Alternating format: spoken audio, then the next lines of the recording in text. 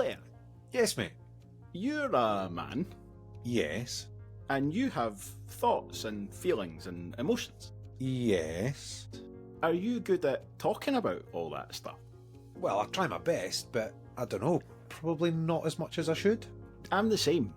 I feel better after getting stuff like that off my chest, but I don't do it anywhere near often enough. Have you heard about Andy's Man Club? They're brilliant.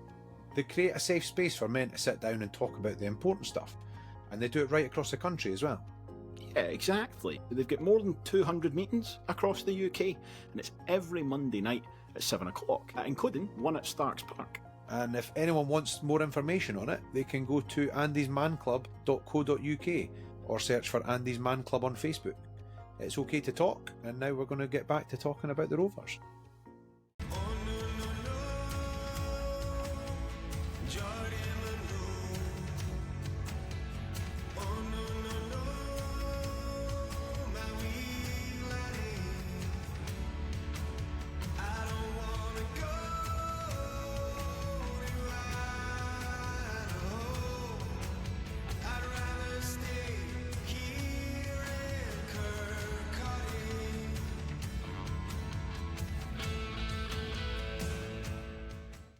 Within 25 minutes yesterday afternoon, Ayr United striker George Oakley scored 3 goals from open play, something that no Wraith Rovers player has managed in the entirety of the 19 league games they've played this season. And the damning statistics don't stop there. For the second time this season, the Rovers failed to register a single shot on target in an away game, and there was no early red card to provide mitigation this time. 4 weeks ago, we discussed a performance at Falkirk that was so poor it felt like an unsurpassable low point. And if the 3 wins since had started to tilt our eyes upwards, yesterday's dismantling at the hands of Ayr United was a crushing reminder of this Rovers side's capacity for loss. If nothing else, Barry Robson's new manager Thud will have opened his eyes to some of the deficiencies in his new squad. And with other results going against us yesterday, there is plenty work to be done.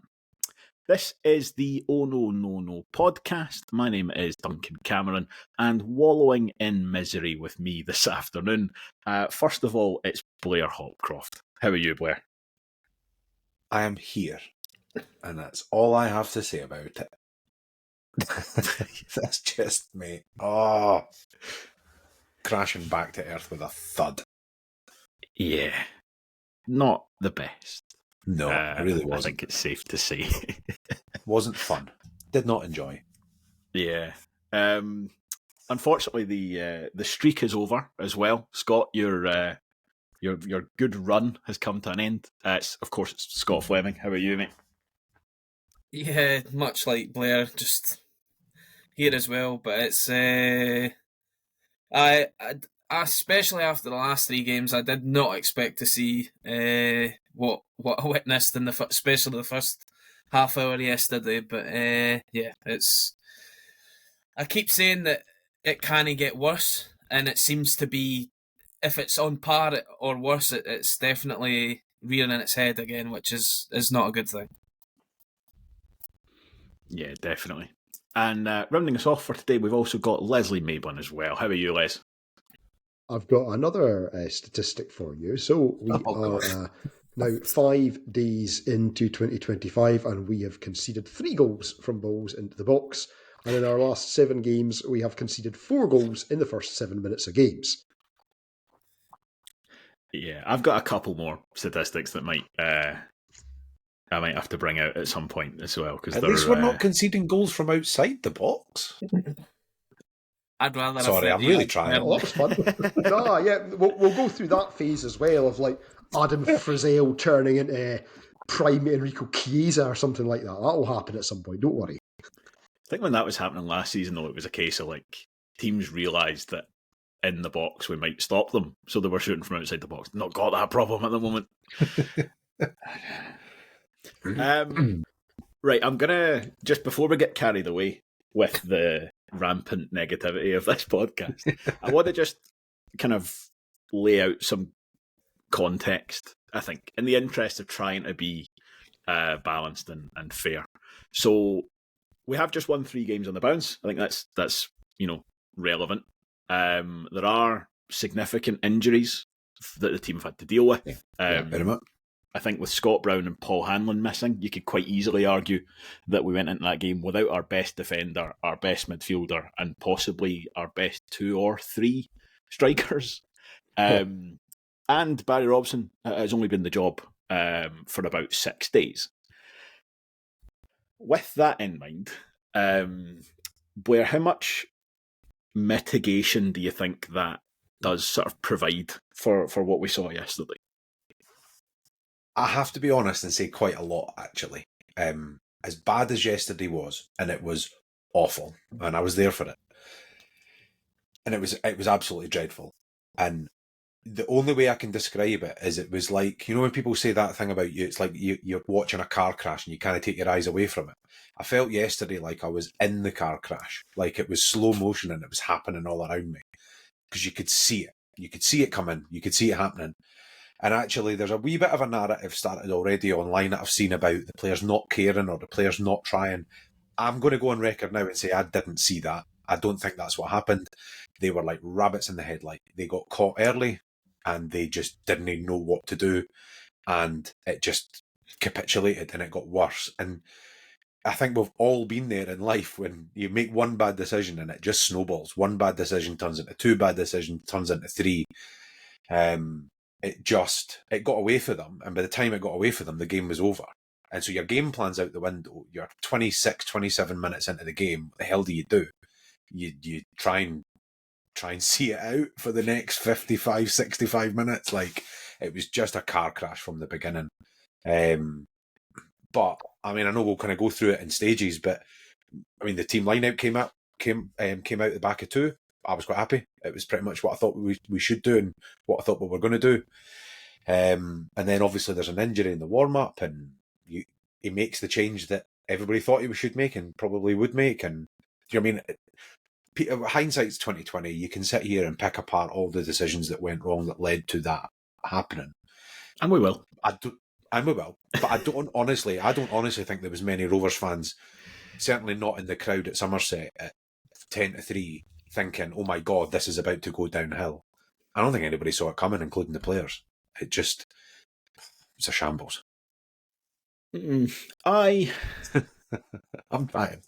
No, I know. And I think it's important that we don't immediately just throw ourselves into the kind of rage critical mode side of it. But I'm going to anyway. I think you're right in what you say that, you know, nobody. I didn't see the lineup and think like, oh no, this is going to be a nightmare. And to be fair, when I saw it at the same time as people saying Hanlon's dropped out, and as you say, Fordyce has to then come in. But what I would say is, if your job is to be a professional football manager and a team of professional football players, I think there was stuff in there that there should have been more. There was slightly predictable elements to it. Yeah. No, I don't think as bad as the Falkirk game.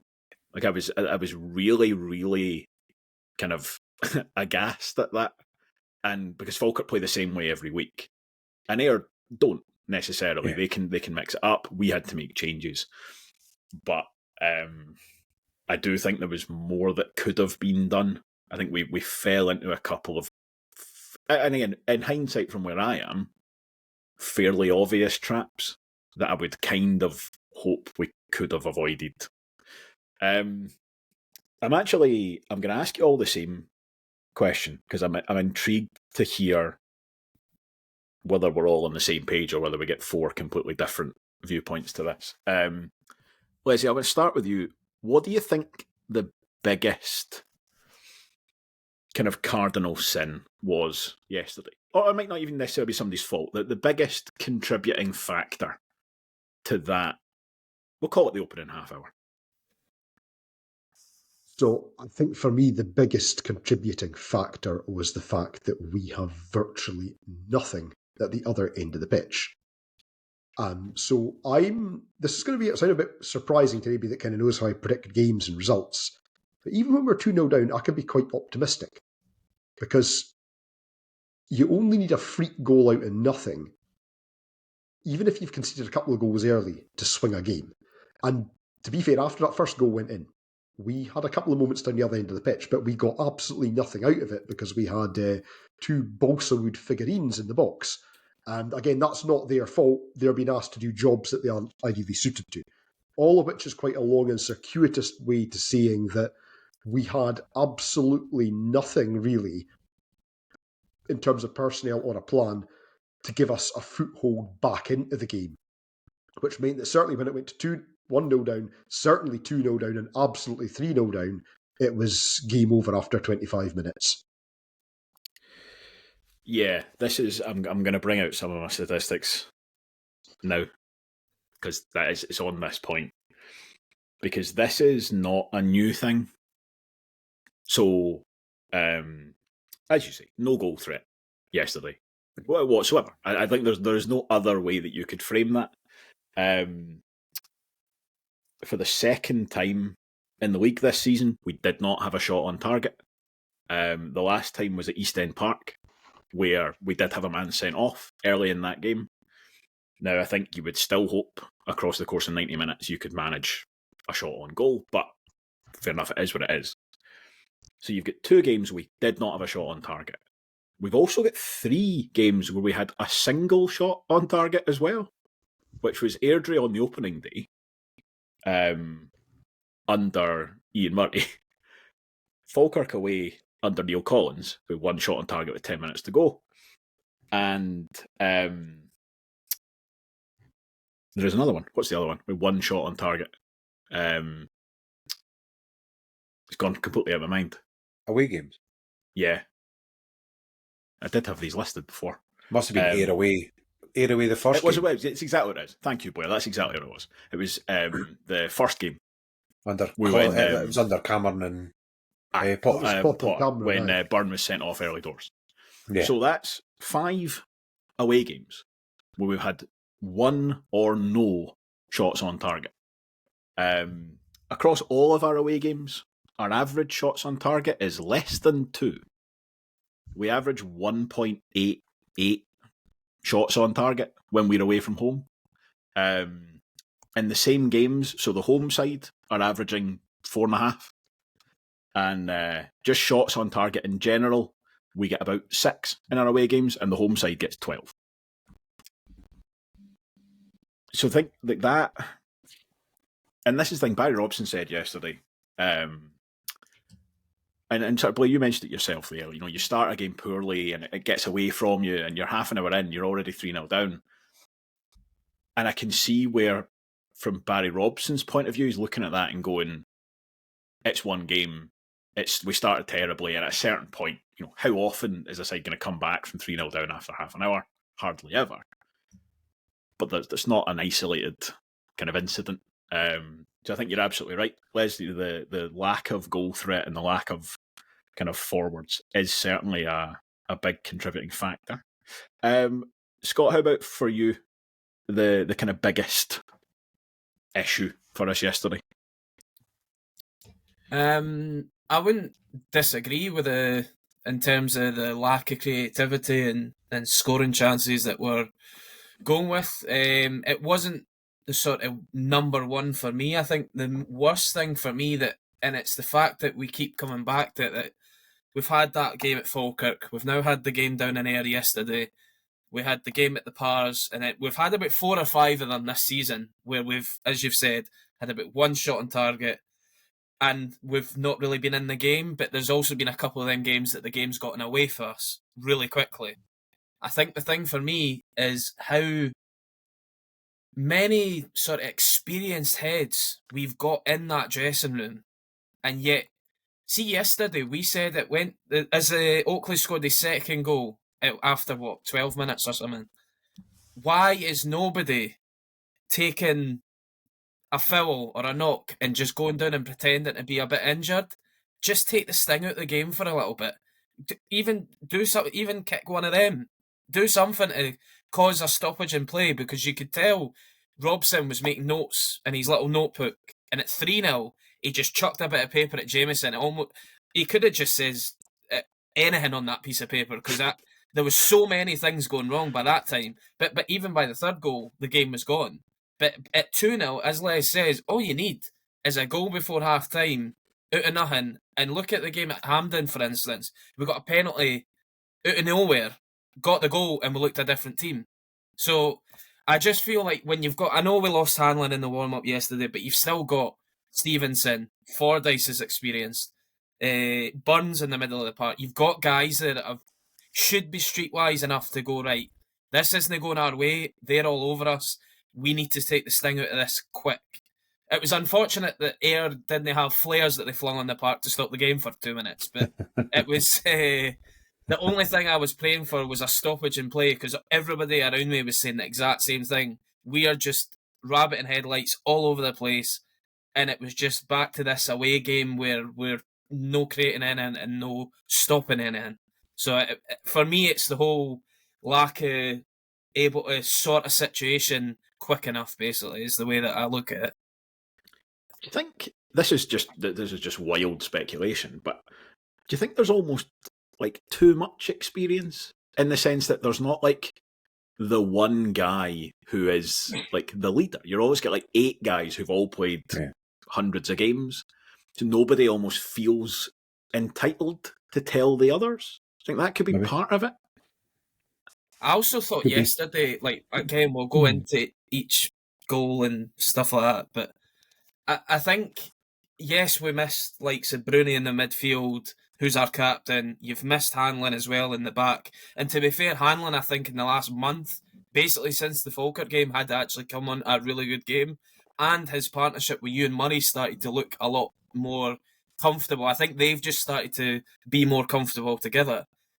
But yesterday, there was just no protection on the back line at all. Now, I'm not saying that that's why the defence failed. I think the defence were poor anyway in general.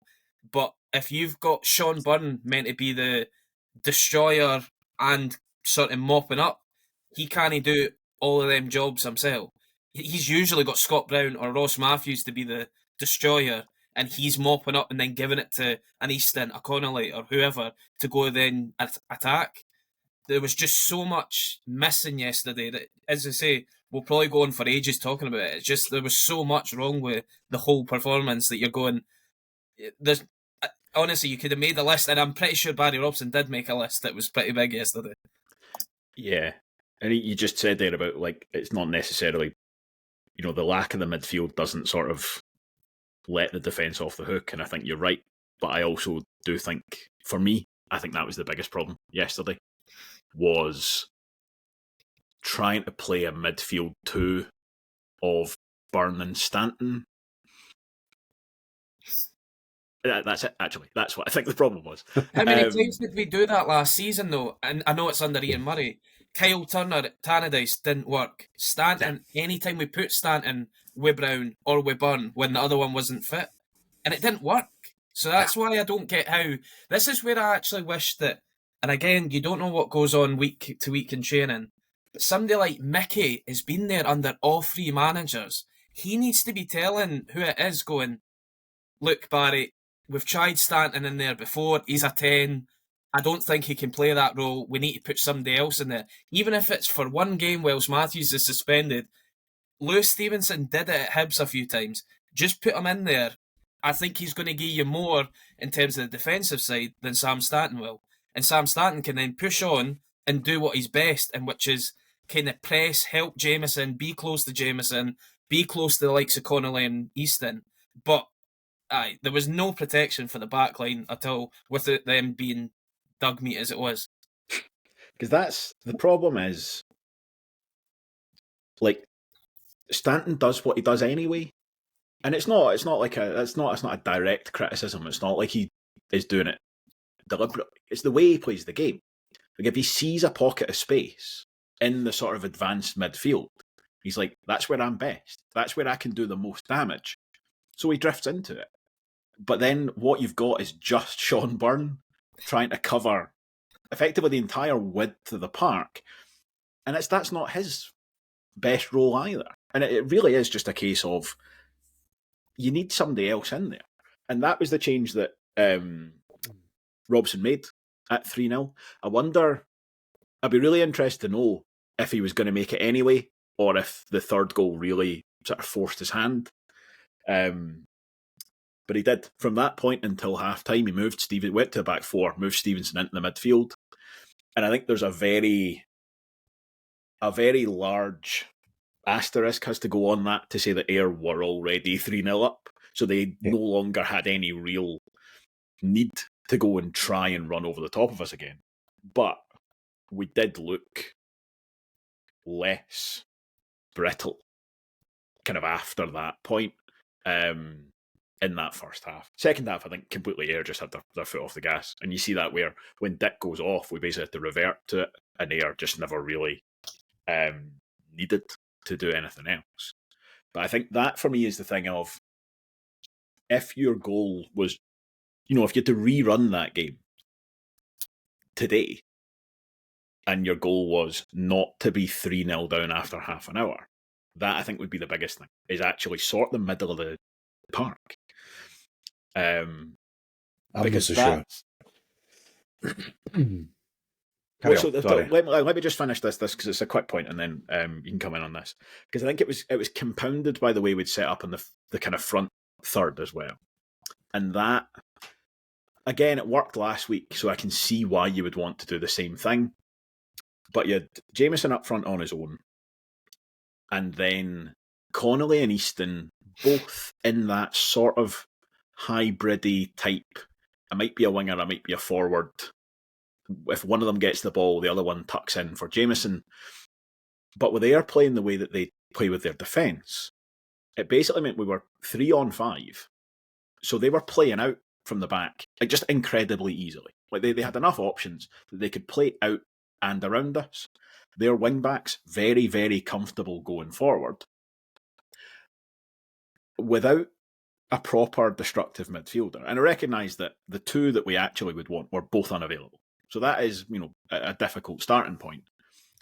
But they were basically getting around our attack very, very easily through our midfield with very little resistance, to the point where before they had to start thinking about, right, what are we going to do? They were on our back five, and it was a back five, because neither Stevenson nor Freeman got out at any point either. It wasn't even like we were getting caught in behind our fullbacks because they were bombing on. We were just getting caught because Ayr had the numbers and the ability to do it.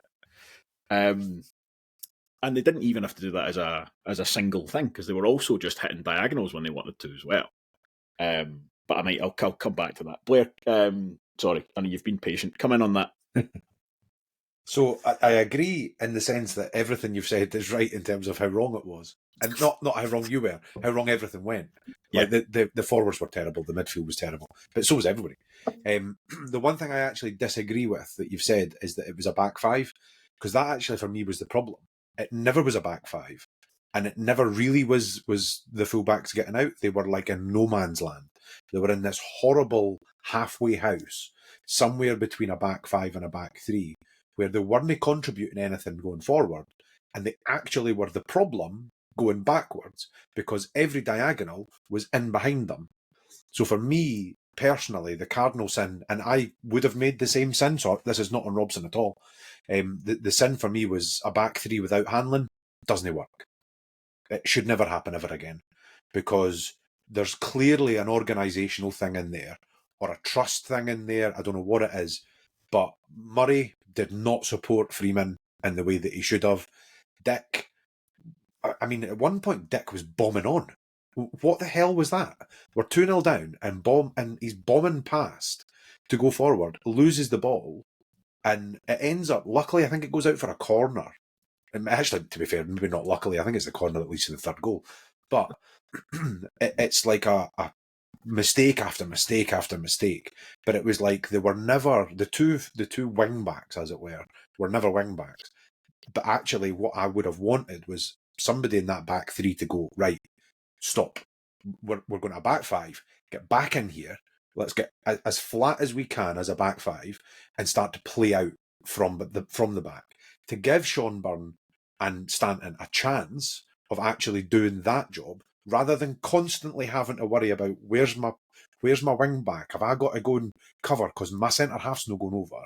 And it was like, for me, the biggest problem yesterday was it was like everybody looked for everybody else to do that job, and there was nobody that just went, right. Like Scott said, it's almost like and I know we get slagged off for the ice hockey thing, but you just wanted the coach to go, right, time out, stop, let's start again, get back in here, get round the water bottle, right, you do this, you do this, you do this, you do this, and let's actually start. And the only chance he had to do that was at 3-0 down, by which point the game's done. Game's absolutely cooked. And like you said, everything that went better in the second half was 95% to do with the fact that Ayr were done. They were quite happy. They'd come out, they'd won the game, they were just home and hosed, they had nothing to worry about. They weren't bothered about going after 5, 6 and 7, because actually 3-0's fine. Let's just conserve ourselves, get the young boys on in the second half. Absolutely no point picking up any injuries, going toe-to-toe with these mugs. Just play the game out. So yeah, that for me was where it started. But like I say, and it's genuinely not a criticism of Robson, because it's exactly the change I would have made in the warm-up when Hanlon went off. Yeah, I've been nodding my head off there as you went through that, because you're bang on in the way that we never used any of the reasons that you play a back five for. No. That sentence didn't make any sense. No, it doesn't. There are a number of reasons why you would play a back five, and we didn't utilise any of them. So we didn't get our wing backs forward. We didn't use the ball well enough. We didn't pass to one another. We didn't pass around anybody. Like, none of that happened. And we didn't defend crosses into the box. So, like, well, what's the point then? All you're doing is taking a guy out of your midfield, basically. And that was the thing for me as well. Again, there's a list of grievances at this point. But with the back five that we've got, I don't know what's happened to Callum Fordyce. Nothing good. Like, last season, and now more so based on kind of reputation than anything else, but there used to be a guy on Twitter, as an Airdrie fan, who was really into stats, and it was quite good in a very Airdrie specific way. You got really detailed kind of rundowns of who's good at what, who does all this kind of stuff. And Callum Fordyce was right at the top of the list for the whole division in terms of centre-halves who complete passes, progress the ball into midfield, don't give the ball away, accurate passing. Where's that guy?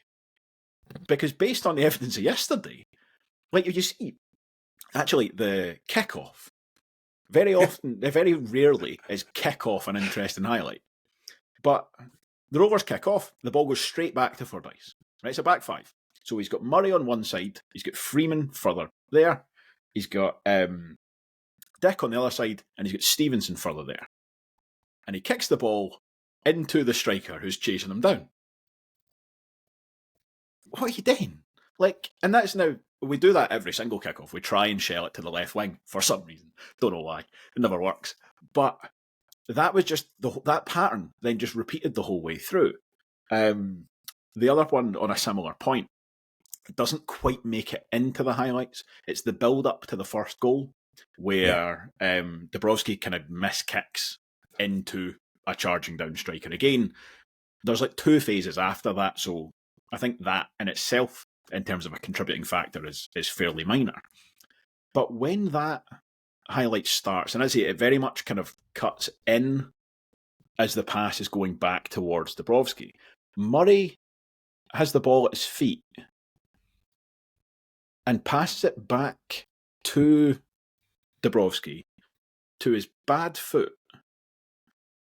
Fordyce is almost behind.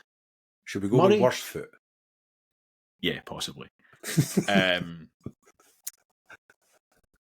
But again, it's like, what are you? How has this happened? You've got an extra defender there, and it's not like, I mean, no disrespect to these guys, but it's not like you've got like the likes of your Mark Campbell kind of throwback defenders who, if you pass them a ball across the back line, they're just going to get rid of it anyway. And you were like, well, that's cool because that's his job. These guys should be able to play a little bit of football. That's actually one of the reasons why you look at these guys and you think, actually, this could work. This back five, bit of football in this. Don't need you to be skinning people, Liam Dick, but you should be able to manage a couple of passes. And there's just no evidence of that at all. The number of times Fordyce just launched the ball 60 yards yesterday. In his defence, though, last season he was playing in a team that played football, that dropped in. So those completed passes into midfield were probably, on average, about 7 or 8 yards, and under very little pressure, and with somebody shutting them down. So I don't know whether those stats kind of over-egg that pudding slightly. Potentially. But they also played in a very different style to what we did.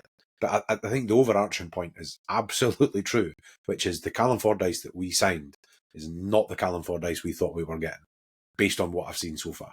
He's not had a lot of chance, to be fair to him, but when he has had a chance, has not grabbed it with both hands.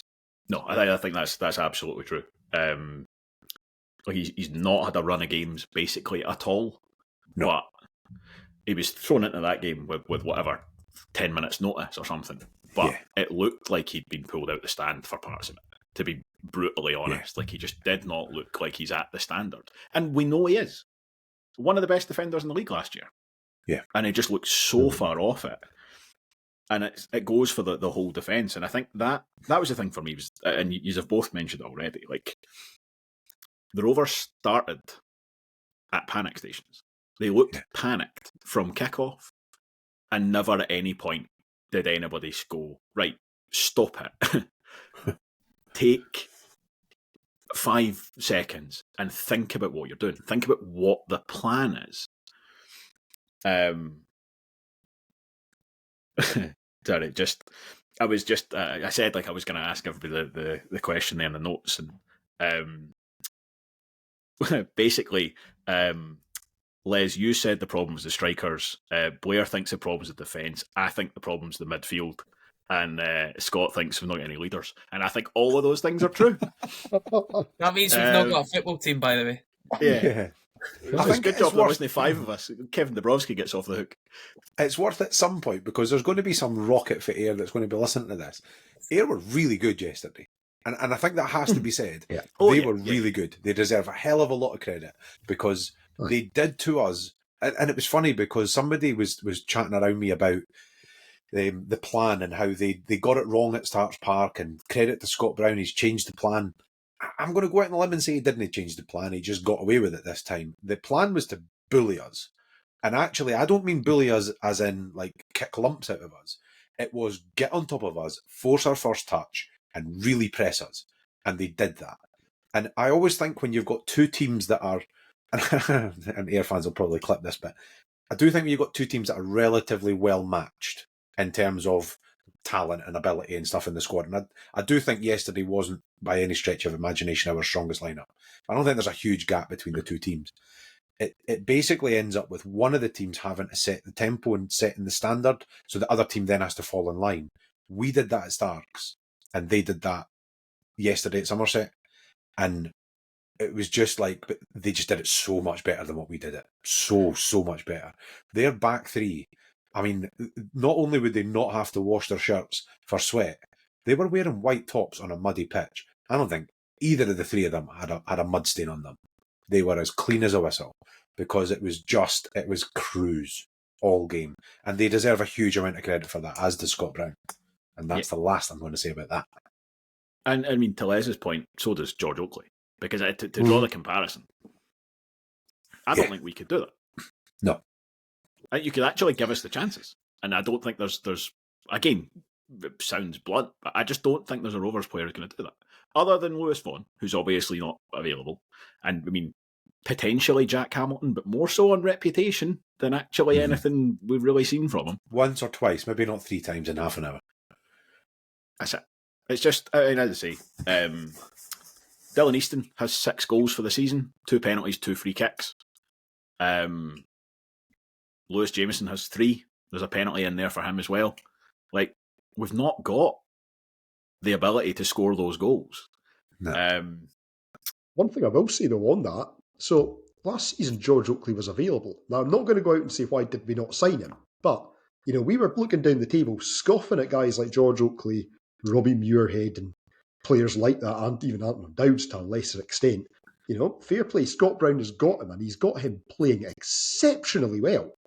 So there are managers out there who are able to get the strikers that are available and are able to get a significantly better tune than we are out of our attackers. So fair play to Oakley and to Scott Brown for that. Yeah. But at the same time, Also, he's not playing like... I mean, this isn't a guy who's scoring his 15th and 16th and 17th goal of the season. That's a fair point. He doubled his total yesterday. Yeah. Well, I mean, at the start of the season, he wasn't even their best striker. Anton Dowds started the season better, and then it's actually his injury, and and then Oakley's picked it up again. Just one other point while we're on this kind of weaving through all of our issues, because you mentioned it there, Blair, about Murray not supporting Freeman well enough. This is the other thing that I think we should have seen coming, because 5 minutes into the game, you're like, right, they are targeting Freeman, and it's the third time in our last 4 games, and we've not really come up with a response. So we played Dunfermline, Lewis McCann, they were hitting diagonals to him. Kieran Freeman, I thought, actually kind of grew into that game, but said himself in the post-match in the Courier, he's like, didn't win a few of those headers, and like, understandably so, it makes sense. Livingston, it was Tete Yenge, who then went off injured. I think kind of let us off the hook with that. And then it was the same thing yesterday. Again, you see it in the opening highlights. They're just targeting that area. And the thing is, this is where you need to have like a plan B, effectively. Like, Kieran Freeman's not going to turn up on a Saturday morning 4 inches taller than he was last week. So there's a problem that you can't resolve. He's not going to resolve it by himself, effectively, is what I'm trying to say. So you need to then go, right, well, what else can we do? Actually, to go back to it, one of the advantages of playing with a back 3 is it should be easier to do that. It should be easier for you to send one of your centre-halves out into that area without leaving a huge gap behind, because you've still got 2 centre-halves there, and we didn't do it. And don't get me wrong, I don't think Kieran Freeman had a good day, even setting that aside. You see for the first goal, he's getting pulled apart, and no, you're right, nobody did. Literally, no one did. Jordan Docherty aside, possibly. Yeah. I feel like that was quite a low bar to clear, though. But he cleared it with aplomb. Even then, I'm not quite so sure. He didn't make any mistakes, certainly. Yeah. Sorry, I just realised I've got this thing in my notes here that I wanted to mention, and I missed it in the middle of that big rant there. Our friend at Stats Wraith on Twitter this morning pointing out that's the 4th away game in a row where we've had to make a change to the formation and personnel by half-time. That's not a good sign. Like, that...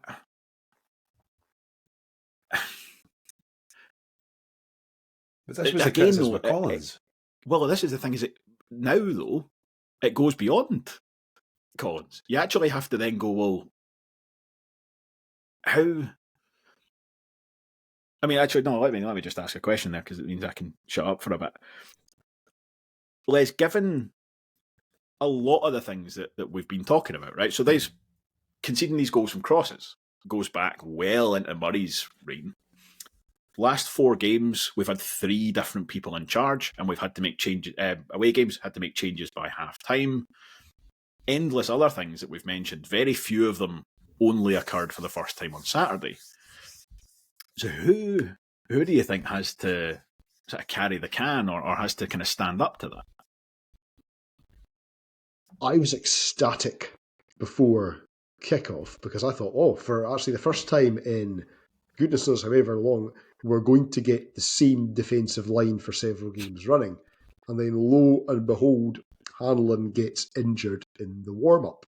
And it's like, rubbish. So that was it. And again, I had a running total last season, as you know, of how many games in a row the defence had changed, like a component of the defence had changed. It got up to something like 15 or 16. I haven't counted so far this season. But again, we won't be far off that. You know, some of these are enforced changes, but you've got four if you include John Potter, four different managers over the course of the season, multiple different formations and personnel. It's no wonder we're seeing chaos and disorganisation and confusion at corners. I mean, okay, you could argue the flip side I accept is people like Fordyce should be experienced enough so that if somebody goes 50 minutes before kick-off, Paul Hanlon's injured, you're filling in for Paul Hanlon, he's able to go right sound, I know what my job is, and to slot in halfway through a season.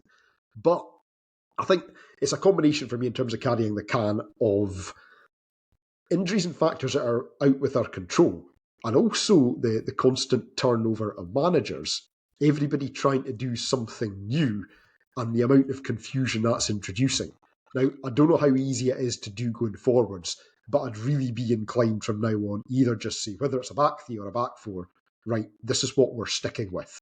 I know Scott's talked earlier in the season about back to basics, and I would wholeheartedly endorse that in this context too. Whether it's the back three or the back four, I don't know, but whichever formation it is, that's the formation we stick with and that we start. And we at least want to get into a position where everybody knows what their job is and knows what they are supposed to be doing and knows who they are supposed to be covering and who they're filling in for. Because you've got this horrendous tombola situation at the moment in terms of positions and personnel, which is absolutely, I don't think, aiding the count of goals conceded from cross balls. No, I think you're absolutely right. The amount of variation in a whole number of different areas, not just in the dugout, as you say, with different systems, different people doing different jobs and all this stuff. I mean, under Ian Murray, if you take away the last 10 minutes of games where he just abandoned all kind of reason, more or less played the same thing all the time, with like occasional kind of hints that he might go to a back three and then never really kind of committing to it. This season, we've played any number of different, like even when you'd sort of give it the same name, where you're like, oh, it's a 4-2-3-1. Like at times yesterday, we're playing a 4-2-3-1, but you're asking Dylan Easton to do a very different job than he was doing in a 4-2-3-1 last year. Like it's so much to try and kind of get your head around. Now, I suppose, again, you could look at that Rovers squad and say, well, if anybody should be able to deal with this, it should probably be this team. When I was looking at the lineup there, and I think I'm right in saying that the Rovers lineup, you'd only have 3 players in it who won't have played at least 100 games at this level or higher, which would be Jameson, Freeman and Dubrovsky. I think everyone else, I mean, I don't know how many games Kieran Freeman's played. I can't imagine he's quite got up to about 100 yet. But probably of the rest, most of them probably played 200 or 300 games. Like,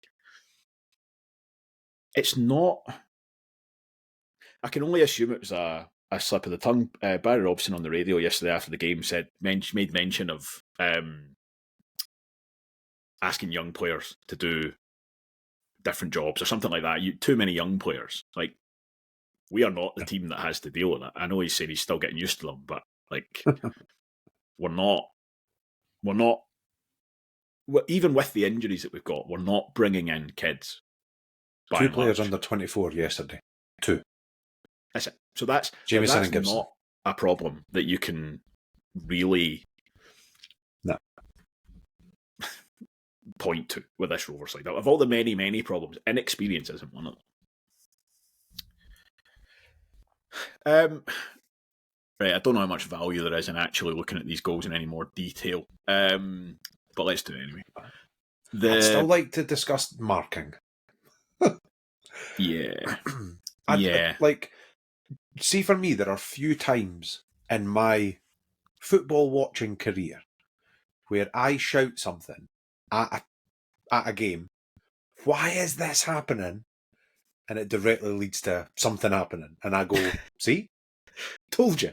And literally, I was going, and I must admit, I lost a run of myself. Why is Stevenson marking Oakley? Yeah. Why is Stevenson marking Oakley? Why? Oh yeah, Oakley's just scored a header. Like, it was ridiculous yesterday. The marking the whoever decided that, bin them. I don't know who it is, bin them now.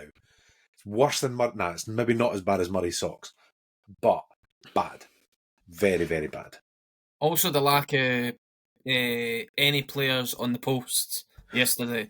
I mean, for instance, the header for George Oakley's probably cleared off the line if you've got somebody on the post. And then, and you've got, this is actually a thing that Blair's picked up on even for last season with the whole leaving everybody back at corners. That should mean then you have somebody over to go and be on the post, or two guys on the post. Because Ayr don't have 11 guys in the box because you've got the goalie and then you've got at least one defender that stood kind of away from the box. There might have even been two, I can't remember. But so we're over marking, technically, going by numbers. So where is our extra man yesterday? You would think that we didn't have the extra man in the box. That's what I'd never get was. I don't pretend to understand all the thought that goes into defending set pieces, because there is obviously a lot of it. Like stuff like, do you want men on the post or do you not? There's obviously arguments for and arguments against. Same with putting a man forward, right? I have my own thoughts on it, but I understand so many managers do it. There's obviously logic behind it. But the simple man marking element, I do not understand at all. Again, to bang the same drum I've been on already. 3 centre-halves on the park. Yeah. Man marking should be like your number one thing. When you get set pieces, you go, well, at least we can man mark in a better manner than we would. Like, when we were losing loads of goals from crosses last season, I remember talking about it, where you go, well, look, we're playing Scott Brown at centre-half, and if Jack Hamilton's not up front, we don't really have anybody who's there to win headers. You've got one natural centre-half on the park, it's you and Murray, and then after that, you're kind of like, well, you know, Liam Dixon left back, he's decent enough in the air, I suppose, but then you're kind of running out. Whereas yesterday, you've got 3 centre-halves whose job is to be in the box and win headers. So when you decide, right, we're going to do an element of man marking, again, maybe it's a bit of man marking, maybe it's a bit of hybrid, but undeniably, Stevenson is marking Oakley. I don't understand that when you start going, right, we're going to do a bit of man marking. Who's the biggest threat? George Oakley. Cool. Who's marking him? That wee guy.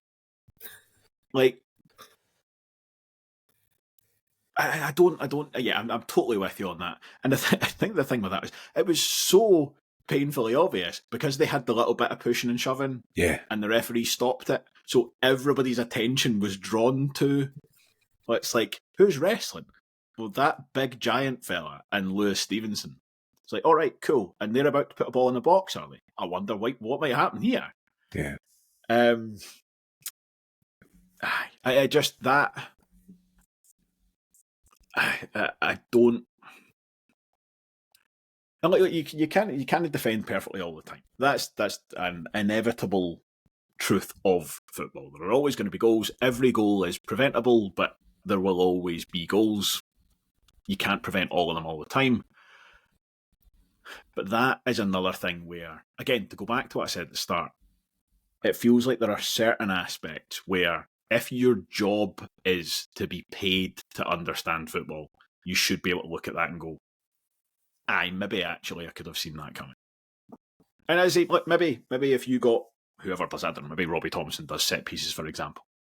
Maybe he would say, well, actually, we use the 3 big centre-halves. They don't man-mark anybody because they just attack the ball. And on this occasion, it's coming to an area where they weren't there, and then you're man-marking, whatever. Like, maybe there would be a reason for it that they would try and justify. But I would counter that reason with, it doesn't work. Well, this is exactly it. That would be my layman's point would be, try something else, because that's not working. Also, if you go back to man marking, it's easy to point whose man's lost and who's at fault for it, because then you become culpable for the mistakes. I don't get. I get that these days everybody goes on data and everybody goes on like the fancy stuff that Liverpool, Man City, and everybody, they set the standard at a higher level for everybody to follow. But I didn't get why, at our level, why we're not just going back to basics and just going, well, go back to man marking, because clearly just telling guys to go and attack a ball isn't working. Because, I mean, we've been saying it for 18 months, if not longer now, that it's not working under 3, potentially 4 new managers. So I really don't know what's been going on in training in terms of set pieces anyway, because we've said the same thing for 2 seasons now. See if being in an area, standing still, is the way to win a header. Why don't we do that when we're attacking? Why do we all line up, wrestle about, pretend that we're hiding, and then run towards the ball? Because if being in a zone is the best place to be, standing, why are we not doing that attacking? Why are we not standing in front of the man that's in the zone to beat him in the air? It's because it isn't the best way to do it. And honestly, I've never ever heard anybody explain it in a way that makes sense. You jump higher if you are running. To be fair, I don't think with that, the corner that we concede from, I don't think there is really anybody who's marking space as opposed to marking a man, apart from possibly Lewis Jameson, who's just too far out to be involved. Yeah. Everybody else gets sucked into the near post under the flight of the ball. And it's Oakley who started at the back post who's coming in and actually gets it. So I'd love to know what Stevenson's upset about. He's claiming for a handball, but I can't see it. I don't know where it I think it's just in the heat of the moment, probably claiming for something. Exactly. Colin Stevens, the referee, like anything could happen. I tell you, that's a sickener, by the way, when the game is so bad that there's not even any point in wondering if Colin Stephen got decisions right or not. It doesn't matter. Yeah. There was one, and that was it. Yeah. Yeah, I think he really made a mess of the challenge on Sean Byrne, but it didn't affect the game. Might have a longer term effect, obviously, but I mean the game yesterday was done by that point. So that's the corner kick really that we're talking about there for the second. The first and the third are both still kind of crosses coming into the box. Les, anything to kind of add to that tirade from Blair about man marking? Oh, no. I mean, only thing I will say is I was watching the highlights with freaking the second, and yeah, the highlights cut in just after Dick's bombed on, and it was like, you know, when you get the highlights from the third round of the Cup, and you get like a East of Scotland team or something up against a championship club, and it was like, now we're off to Somerset Park. Ayr United found themselves 1-0 up after 2 minutes. Things got even worse. Taxi driver Liam Dick lost the ball, and it was George Oakley who was fastest away for a rank. Shooting wide, Oakley pouncing at the corner to make it 2-0. You know, and it was like that. It was that sort of level. If you didn't know what it was, you'd think you were watching Ayr against Tranent or something like that. That level of kind of disorganisation. But Jesus Christ, yeah, the build up to the second. You know, the highlight reel cuts in, and there's just a herd of Rovers players chasing Oakley, who's doing that kind of, you know, FIFA 99 thing of just sprinting straight for the goal. That's how much space he has. It was abysmal defending, and it's no surprise that, you know, that didn't lead to the goal. The next bit did. No, I've got nothing to add to other than that highly unconstructive intervention. I'm going to offer some defence of Liam Dick. Very minor, to be fair, but you should be able to do that. Like if you're playing on the left of a back three, and that space opens up, that's a viable option. You see, Kieran Tierney does it for Scotland. Play him in that role, Aye. and he'll go beyond, and then Robertson knows that he should be there. And well, I mean, up until recently, Callum McGregor knows. Just hang back a little bit. And that, I think, is the bit that we were missing. Because Stanton, again, because this is how he plays every other week, Stanton sees that and goes, right, I need to be closer to the goal so that I'm an option for the pass. And like Burns, the same. It's not. If Scott Brown is playing and Liam Dick does that, it doesn't go as badly, I think, is basically what I'm coming around to.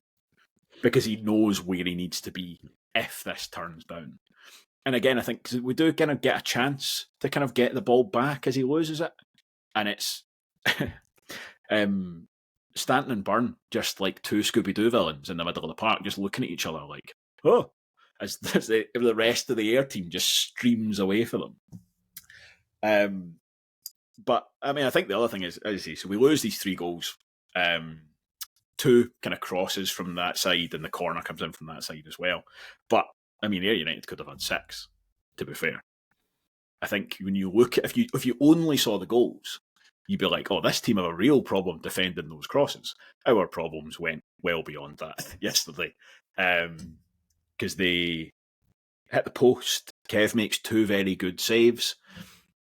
And it's just, if you spool through the Wraith TV highlights quickly, it's just Ayr running. Time and again. Sometimes it ends in a goal, sometimes it ends in a corner. But it's just Ayr running. And the Rovers just at panic stations. And going back to your point right from the beginning, Les, we didn't have anything going forward either. So it's not even a trade-off. That, I think, is the thing that, like, you'll see a side that defends as badly as that, and sometimes they get beat 4-3, and you're like, we might have won that 3-2 on another day. There was no chance of that, and nothing at all. Was that not as last season? I think to a fair degree it was. I think absolutely. I'm sure. I don't have the numbers in front of me. I think our defensive record this season is better than it was last season. And we were top of the league, I think, at this point, or second. But that, I think, is because we're so easily beaten away from home because we just can't score goals. Is it 4 goals away from home this season in the league? 2 penalties? Yeah. Yes, it will be, because Hamilton scored at Livingston, the cutback from Stanton. Easton scored a free kick at Firhill. Jameson scored a penalty at Hampden, and then Connolly scored that goal at Hampden where it looked like the ball had gone out. That's the sum total of our away goals for this season. And Blair, what do you think the difference is between being at home and being away? The lovely changing rooms. Is it the honestly footballing environment? I can't get my head around it because we were actually pretty good away from home last year. In the sense that we well, actually, that's maybe not true, but we weren't good. We won more games away from home. We were more resilient last season. I honestly don't have a clue what causes the lack of cohesion. It's like we spoke earlier about this change of formation thing. And I keep going back to it. We keep changing the game at half time, but it's like we stumble upon something in the second half of a game. And so we try that in the first half of the game next week, and it doesn't work. So we try something else in the second half, which is a lot better. So we'll try that next week. And it's like this constant rolling around. And I actually don't, I genuinely don't have the stats in front of me, but I feel like in my head, every game where we've played better in the second half than we have in the first half has been away from home. And it's probably not the case. I mean, Morton away is the obvious one that screams out at me as being against that. But at Queen's Park, it was definitely the case. Partick, that was definitely the case. Do you know what I mean? And it's this thing of, I don't even know if it's away from home that's the problem, or if it's just every other game. Like, we're going to be guffing one game for the second half, so we'll be guffing the next game for the first half, and we'll fix it in the second half. And then we'll be rubbish again in the first half, so we'll fix it in the second half. And it's just this constant loop of stumbling upon something that works, so let's try it again. But I can't get my head around it because it's not a lack of experience. As we've already pointed out several times on this show alone, there is a wealth of experience in that team. There is a wealth of leaders in that team. There is a wealth of players who have won this league and have won other things in that team. There's something missing though. There's something, sometimes you get less than the sum of the parts. And I feel like that's what we are this year. Oh, categorically. Yeah. Yeah.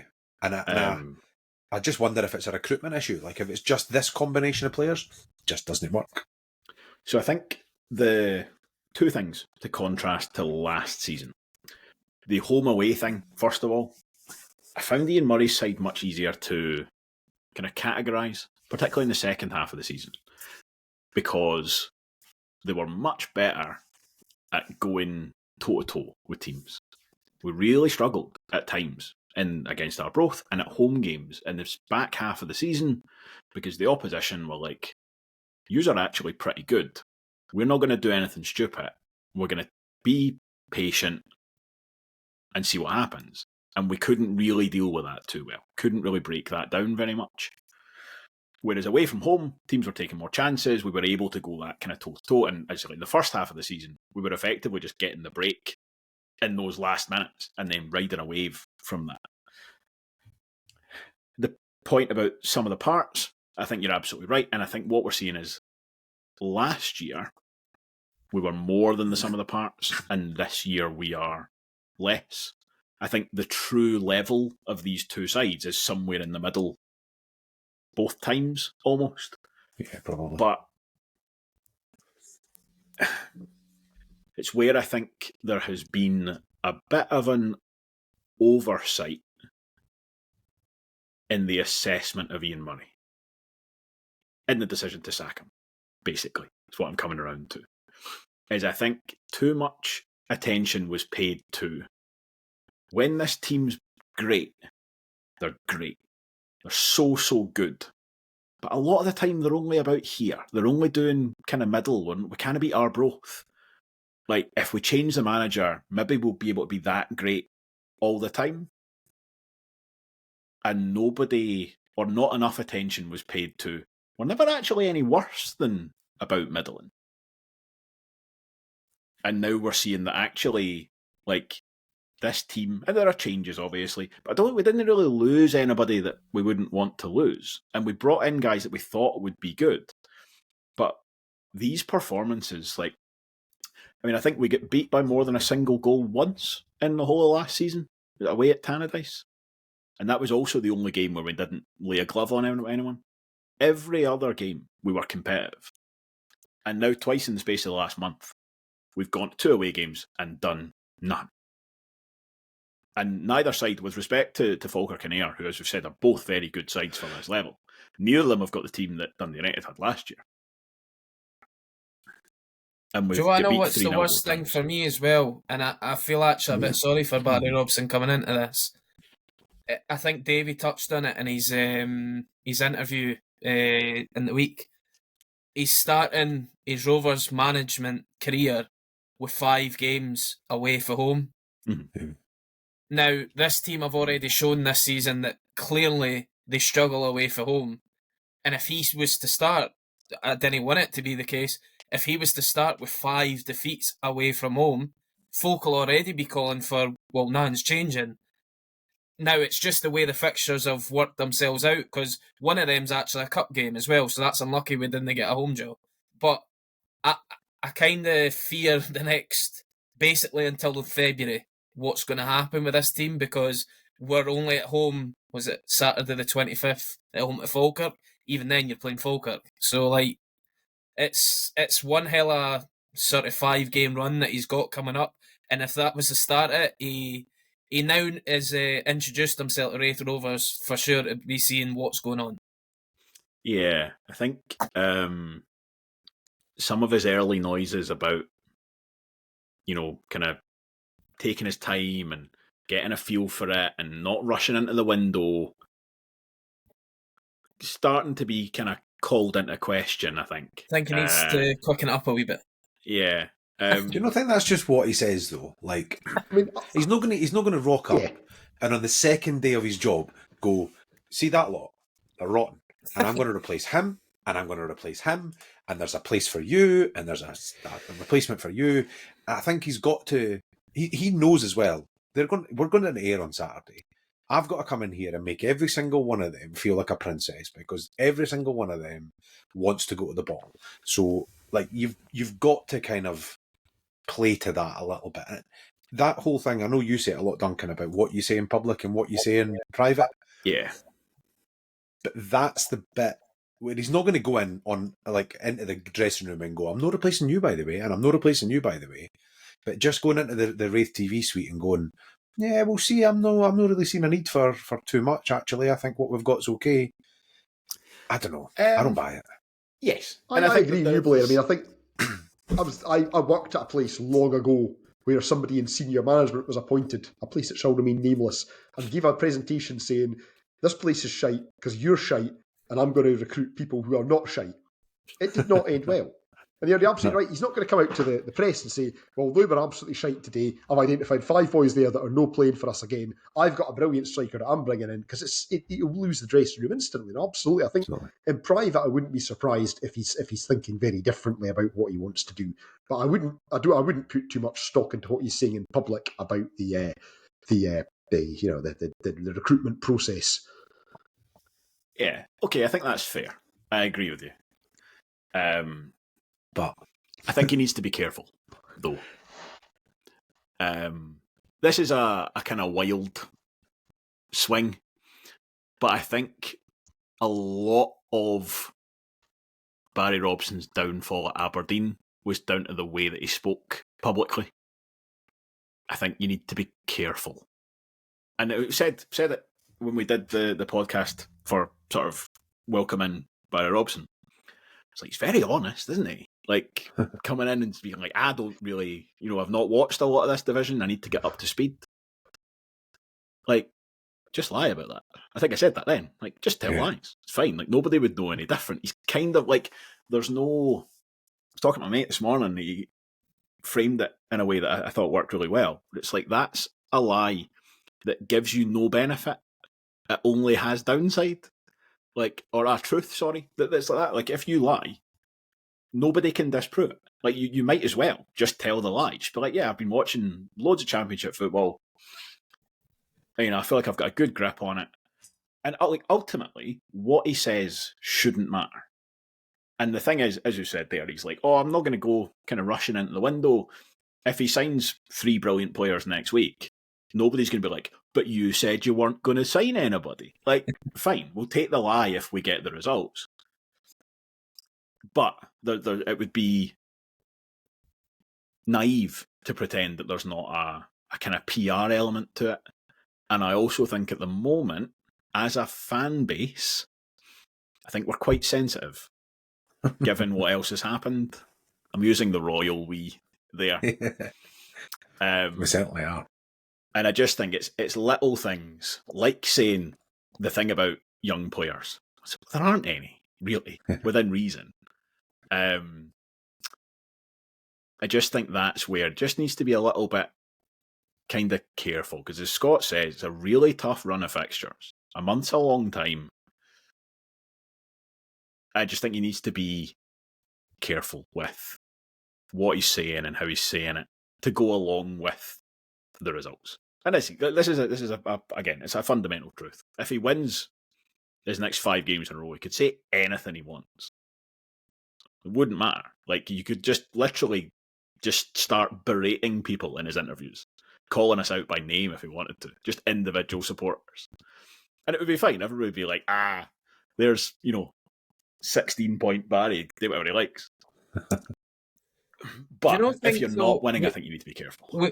We've just touched on like what he possibly is thinking and what he needs to look at for this month, because this is when he needs to add to his squad and improve it and whatever.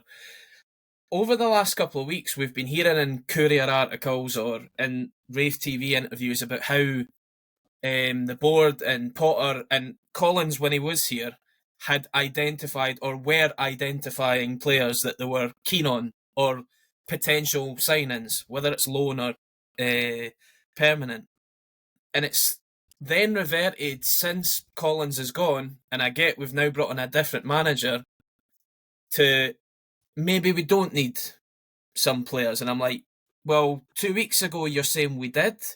And I thought actually, because I think Barrowman touched on it in his interview that he did with Davey, I thought he was quite it was quite hypocritical of that period, considering it's only a fortnight ago. He was saying we're going to give him the funds because we're identifying players, and I'd imagine John Potter's in that process with him, because that's our sort of model as the club is going through right now.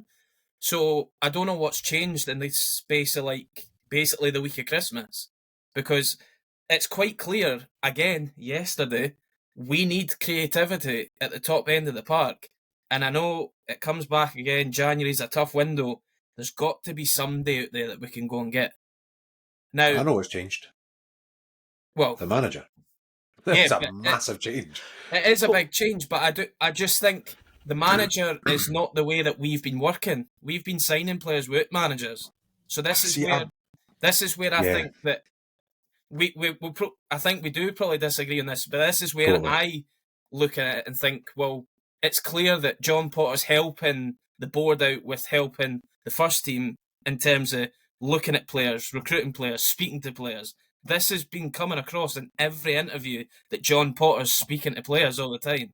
So I don't think the manager's the critical point of signing a player in our current model, anyway. Yeah, I don't think that means. means. Sorry, I was just going to say, I don't think that means that Potter's identifying the targets. I mean, if we look at it on a totally different, we as a podcast are needing somebody else to come in. I identify somebody that I think will be really good, but do you know what? I didn't actually know him. Duncan knows him. Duncan, do you want to give him a phone and see if he wants to come in? That doesn't mean that Duncan's picked him. And I just think Hanlon, Stevenson, Fordyce, no chance in hell they're not Murray signings. They are 100% Murray signings. Like, they're not John Potter.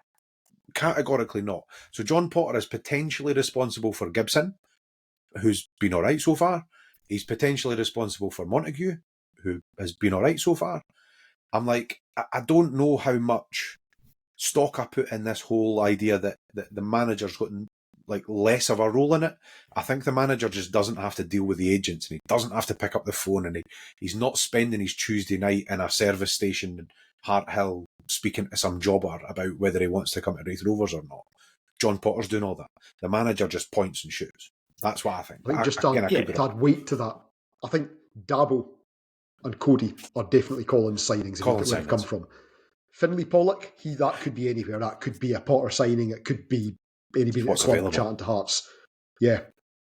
And the thing is, like, it's a team effort. We spoke about this last time. There's a department that's there, and they'll have lists of targets. And when the manager changes, that'll change, but it doesn't all disappear. And, because you'll have that where, like, an agent will phone whoever they have the pre-existing relationship with and say, whether it's John Potter, whether it's the manager who happens to be in that week, whether it's could even be Andrew Barham, where actually somebody he played with phones him and says, we played together, I'm now an agent, you're now a CEO. I realise this is not your day job. However, I've got this player, it could be available to you. Could you run it down the line and see if your football guys want? It's going to come from a dozen different places. I think the little bit for me on this, with the caveat that, as you have just said, and rightly so, what Barry Robson says is not necessarily what Barry Robson thinks. I don't love this sort of, like, I'm in the door, so I'm going to take my time and have a look and see, and, like, it's a fresh start for everybody. And it's not a fresh start. We're 19 games into the season. There's a 19-game body of evidence for who is performing, who's not performing, where are their weaknesses, where are their gaps. Now, I don't expect Barry Robson to sit and explain this all to me via the medium of Davy Hancock, but it's not... These problems, like, it's not a brand new thing. It's not a new body of evidence, a new set of facts. Like, we've all been seeing this. And again, I think this is where it's incumbent on the likes of John Potter and Mickey Cameron to say, I need to explain to you, and you are the gaffer, you will have to interpret this in your own way. However, we've been doing this and this so far, and it's not working. We need, and like 1.88 shots on target on average in our away games, that has to change. Now, either that has to change by improving the players we've already got, either their ability or whatever strategy we're giving them, or somebody else needs to come in. And personally, after 19 games of watching that, I'm not convinced the personnel we've got can do it. I think I they agree. probably would have done by now. Setting aside the guys who are injured, obviously. But if you said to me, in my uninformed position, having watched these 19 games, you can try and improve the guys that are there, or you can roll the dice on somebody new. With all the stuff that goes with that, whether it costs money and who's available and all that stuff, for me, the glaring answer is we need at least one more person in up front, and then you start looking at other areas, like the fact that we couldn't field a midfielder who knows how to tackle and so on. All of that to say, the proof will be in the pudding over the course of January. If we get to February the 1st, and Barry Robson says, actually, we didn't bring anybody in because I've been having a look at them and I don't think I'm in a position to judge, the criticism will be warranted. So we'll see.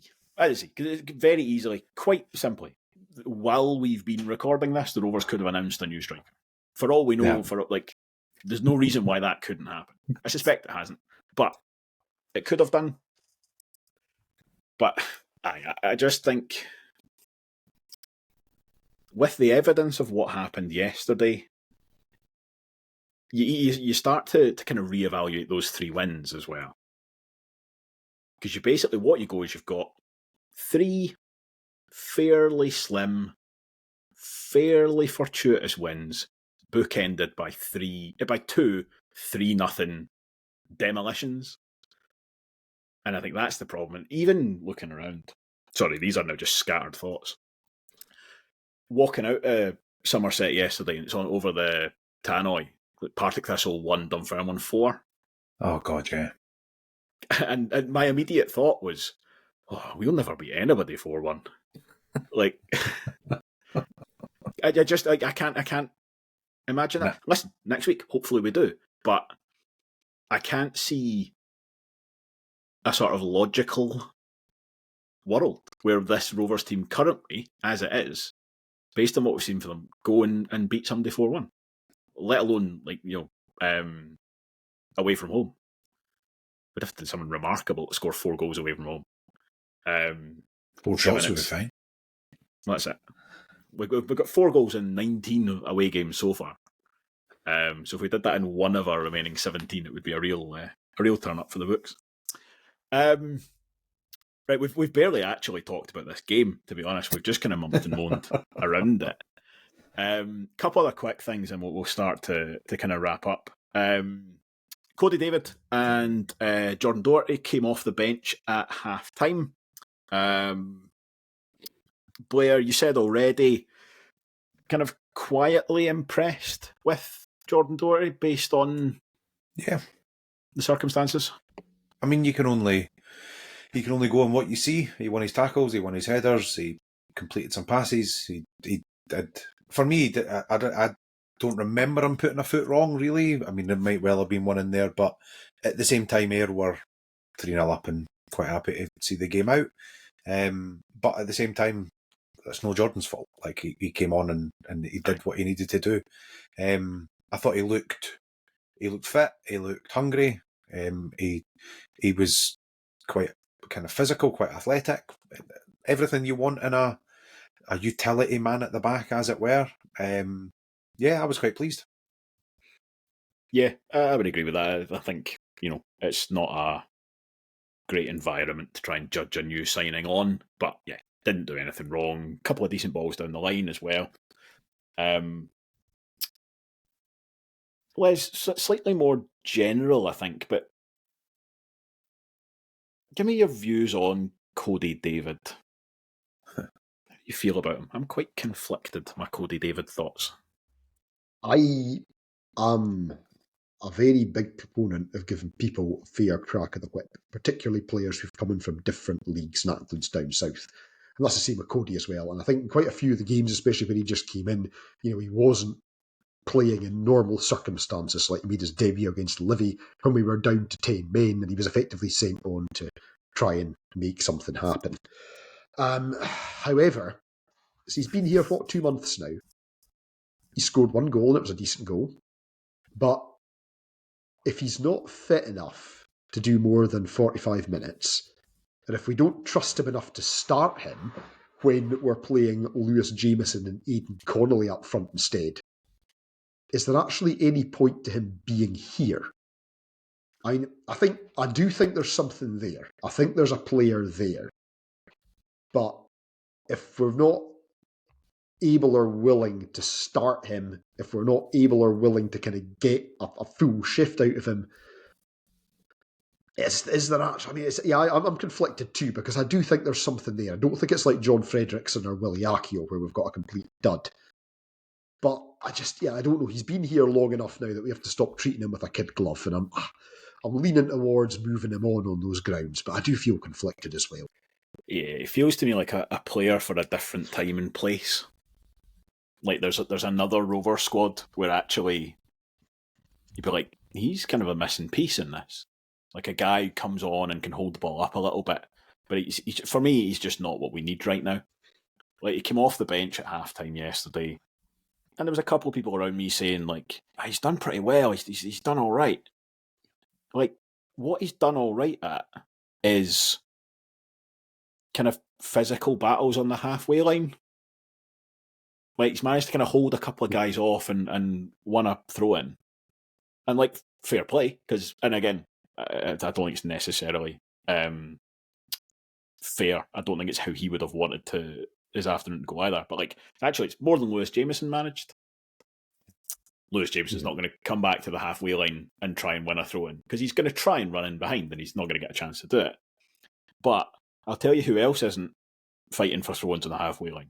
George Oakley. Yeah. The guy who scored the hat-trick isn't bumming around 60 yards for goal. And it's just, I just don't think he's what we need right now. I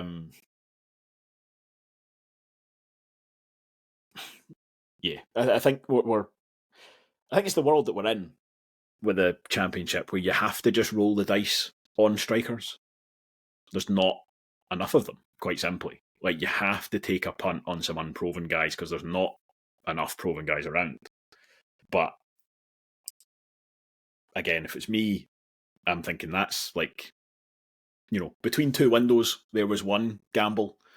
I'd probably be saying, you know what, if his contract's running out anyway, I wouldn't be desperate to, unless he's doing something in training that I'm not seeing, I would almost rather just like hit refresh on that.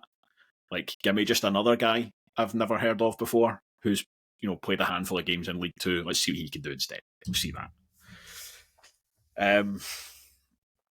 And then I think the only other kind of point I've got down here is just that things might get worse before they get better, because a couple of injuries out of that one yesterday as well. Obviously, no indication on kind of seriousness yet, but Hanlon and Dick, you would hope wouldn't be too bad. But Scott, Sean Byrne, maybe not quite as bad as we first feared, but that did look a sore one. How big a problem is not having Sean Byrne if it is the case that he's missing for a few weeks? Yeah, obviously, I think we were saying it in the car on the way back up, obviously, how it's not ideal. I mean, obviously, Matthews was just a booking suspension, so he should be back next week for Morton. It was a little bit frustrating in terms of the fact that Bruni made the bench last week, must have picked up some sort of niggle in training, couldn't make the bench this week. So you're wondering, is that going to set him back another further week or two, and can you get him back in possibly to the fold next week? But I'm less worried if you can get Bruni and Matthews in there. I'm very worried if you can only get Matthews in there, because I worry then we're going to keep fiddling about with Matthews and Stanton sort of in the middle of the park. He might try Stevenson in there, we don't know. But in terms of Byrne, I hope it's for himself as well, that it's not a really serious one. I mean, I never understand it when a player goes down so badly injured, they bring on the stretcher and then they didn't take him off on the stretcher, they force him to walk off, basically. I'm like, surely for him, it's less painful, but also less pressure on what's the problem. Just sit him down and roll him off the park. Like, Exactly what I was It's saying taken yesterday. even longer to get him off the park and probably more painful for him. So I've never understood that, especially And when that comes for the player, though. Like, there's a kind of an old school pride thing of I'm not getting maybe carried there off is. this park. Maybe there is. I don't know, because obviously they're speaking to the physios, telling them what's Yeah. sore, what's not. But I just think when it's there, just use it and whatever. But yeah, for Sean, I hope it's okay and it's not a really bad one. What really kind of irked me, and I think it was the same with everybody in the Rovers crowd, was that how Colin Stephen was like not even a yard away basically for that challenge. It was quite clearly over the ball, and you thought at least has to be a foul/booking. You could have said it was worse than that, but the fact that it was not even a foul or even contemplating a booking. And then what I couldn't get, there was Rovers fans booing Oakley. I was like, it was Ben Dempsey that's just went and halved them. I didn't get it, but aye. Overall, I just hope that it's not too bad. And I agree, I don't think Hanlon or Dicko will be too bad in terms of their injuries. Dicko walked off fine, so you kind of think it's maybe just a tweak of muscle or something, and he's going, well, we're 3-0 down, we might as well just not do any more damage. But yeah, hopefully, I hope Hanlon can be back next week. I don't know. Somebody said it seemed to be like a hip injury or something. But someone had said hip, but I noticed Ian Collin at the Courier said it was illness. All right. Whatever it is, hopefully it's only just yesterday he couldn't manage it and he can be back next week, because as Blair touched on earlier, if he's going to persist in this back three, back five, whatever, you're going to need Hanlon in that sort of core of that defence for it to work. But yeah, hopefully none of them come out to be too serious. Yeah, definitely. So we could do with a few extra bodies back rather than anybody else sitting out. I mean, I know there has been a bit of kind of sickness going about, so maybe, I mean, that could easily account for Scott Brown as well, which would probably be the kind of best case scenario if actually the kind of injury he's had is fine. It's just a separate thing, hopefully. I think it was described in the team line on Twitter as a niggle for Scott Brown. It was mentioned on Wraith TV, so it was mentioned in the commentary, and I could be misremembering this. At half-time in Livy, Scott Brown was warming up, and he came off during the warm-up, and I was like, oh, he's coming on. I remember that now. He had apparently, I think, and if I may be misremembering this, but he aggravated something in the half-time warm-up against Livy, which has set him back. I can't remember more than that. I don't like the sound of that. Though. Right, I think that'll probably do us for yesterday. I think we've raked over the coals of that enough in a very unstructured and unfocused manner. Before we do go, though, Blair, I think you've got a bit of a January activity to give us a heads up on. Yeah, so you're going to need to forgive me on this because it's not my baby in the slightest. And we got details of this not too long ago, so the details are a little bit to be confirmed. But basically, Graham Meldrum has put together an idea for a kind of a fitness challenge for Rovers fans to get involved in if they want to, which is very welcome in January. I know I'm certainly needing to get back on the bike. So it's going to be a kind of for those that remember the Idaho challenge that we did during lockdown, a very similar kind of feel to it.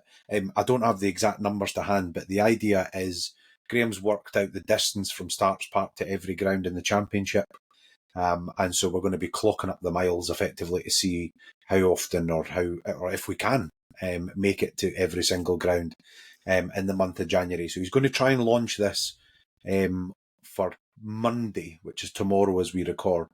And the reason for that is that the stats on Strava, which is what he's going to use, reset every Sunday night, I think it is. So he's going to start it on a Monday morning. So the basic premise of it is all you need is a smartphone with Strava on it. You can either cycle or you can run. There will be clubs to join, and there will be links that we'll put into the social feeds, and I'll email them out and stuff as well to those that are doing the prediction league, because we've got your email. But basically, if you're going to walk, which is absolutely fine, you have to record it as a run. It only records one sport at a time. So you'll either be in the running group or the cycling group or both. Because obviously there'll be a few people that will mix and match. But you basically record your activity on Strava and it automatically adds into a total. And then Graham's going to keep a track of it and see where we can go with it. So it's just a bit of fun. And hopefully I've described it in the way that Graham would hope. That's it. More details to come on that, but it's a good idea.